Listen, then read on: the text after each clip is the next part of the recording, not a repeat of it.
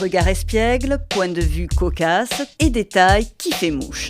Les photos de Martin Parr se reconnaissent presque toujours au premier coup d'œil.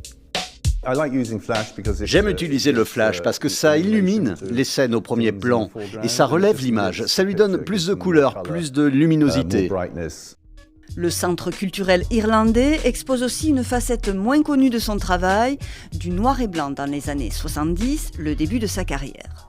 Parmi les images préférées de cet éternel explorateur, ses premiers pas en Irlande lors de la visite du pape en 1979.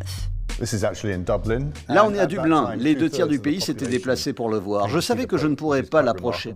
Alors j'ai décidé que c'était mieux de me tourner vers cette foule qui venait le voir ou qui essayait de l'apercevoir. Et le public est devenu mon sujet à la place du pape. Les gens ordinaires et l'envers du décor, sujet de prédilection d'un photographe qui excelle dans l'art de l'ironie. Pour moi, une bonne image raconte une histoire, elle adopte un point de vue spécifique. C'est difficile de définir une bonne photographie. Ce n'est que quand tu regardes l'image que tu sais que ça marche. Et moi, je ne prends pas beaucoup de bonnes photos. D'ailleurs, je suis bien meilleur quand il s'agit d'en faire de mauvaises. Une belle et grande série sur l'Irlande qui capture des tranches de vie et focalise sur la modernisation du pays, des changements qui l'immortalisent en couleur. Cette photo, je l'ai prise à la fin des années 80. C'est le tout premier drive-in de McDonald's en Irlande.